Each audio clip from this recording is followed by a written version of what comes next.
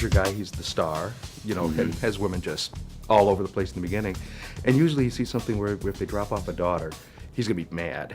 But your guy, he embraced it and loved it. Yeah, I think Johnny's a very sweet guy, even at his lowest moments. I think that was very important for Sofia, because we're dealing with a character that obviously is very flawed.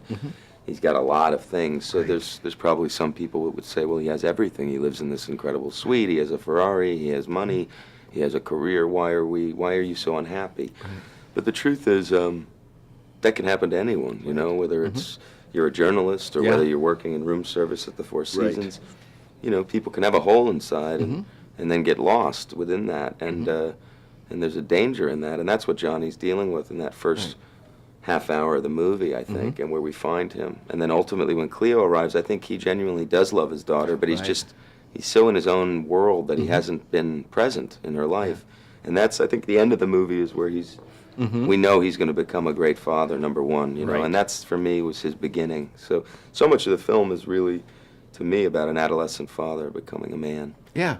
Because like you said, you see both of them grow. And at first I was going to sit down and joke with you about, does this feel like you're in a scene from the movie, the stuff you're doing all day to day? Not as much today, because we don't have really a junket scene, but yesterday felt kind of very strange at my HFPA press conference, because I was at the same table, in the same room, with some of the same members that were in the scene, because they were actually in the film. Okay. Even though Sofia chose the shot, I guess, the back of their heads, those are their voices and their questions. You know? So it was kind of, that was pretty surreal. And also being in Venice was surreal, because when we're in Italy in the movie, at the TV awards that we're at, it kind of felt the same. Even when we were in Venice, it was obviously much more of an intense room than that room, but it was different. It felt unique to be in Italy, to be now at the Four Seasons again. It's a little bit like life imitating art, art imitating life. Kind of, It's like, are we doing redos? What's going on? Yeah. Are we still shooting? No. But.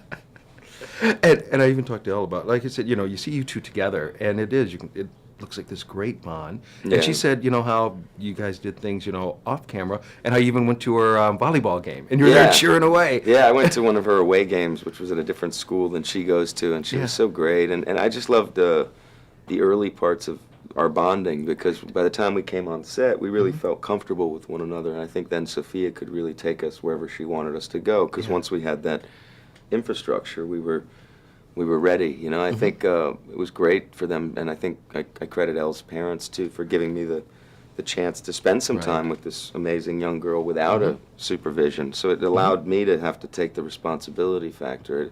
It immediately put me into a Johnny Marco type head, because I don't have children. I don't, the most responsibility I have as far as children is my little sisters. When my dad goes out of town and I take them to Disneyland or something. Okay. And then I'm losing my mind and trying to make sure they're not going everywhere. But, the things change. Instead of me smoking in my car, I want to make sure the car smells clean. I want to make sure she's wearing her seatbelt. I want to, I immediately start getting nervous. And so that was interesting. I found what had happened to me through that to bring into Johnny. I thought, wow, this is really smart what Sofia's doing, giving us our freedom here, giving us our time. And Elle was just so fantastic to work with. So. You and Stephen just look like you just got along tremendously. Tell me about that, interaction with you two. Yeah, Sofia really wanted to make sure that we had a strong bond together, and she wanted him to come and us to sort of hang out together, so we sort of set up a thing where he picked me up from school one day, and we went and we got frozen yogurt and went to this like sort of pottery place called Color Me Mine, where you make your own pottery. And then he also, which was sort of like the big highlight, he came to one of my volleyball games. Oh yeah? Yeah, and he was yelling like, "Go number 15!" Like it was fun for him to see that, and we had a great time together. Wow, like you said, it sounds like a scene out of the movie as well. So Yeah. good. And then you guys, Sofia Coppola wrote it, produced it, directed it, and did the catering as well, I think, right? Pretty much did everything. Yeah. Tell me about working with her. She's amazing. I mean, just incredible woman. I love her so much. We got to see her sort of be a mom as well, because her daughter came on the set, and Romy would be sitting on her lap and she'd be saying action and saying, "Oh, you have to be quiet." It was sort of fun to see that, and I just love her so much. We really kept in touch after the movie as well. I got her email, and we talk all the time, so it was really cool. Oh, good. Now, if a person out there wanted to know, how would you describe this movie? What would you say?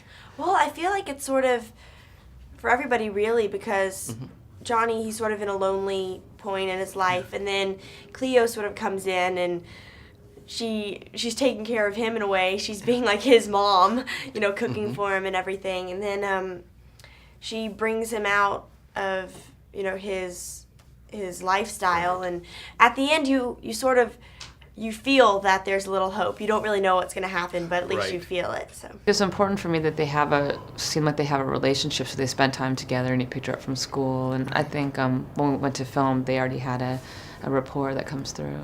How'd the whole idea come about? Yeah, I was living in France after I made Marie Antoinette, and I just had my first daughter, and was taking some time off, and then thinking about what I wanted to write about. And I was thinking about coming from California and having lived in Los Angeles, and this character came to mind that I thought it'd be interesting to see this kind of movie star life out of balance, but from another point of view that people don't usually get to see.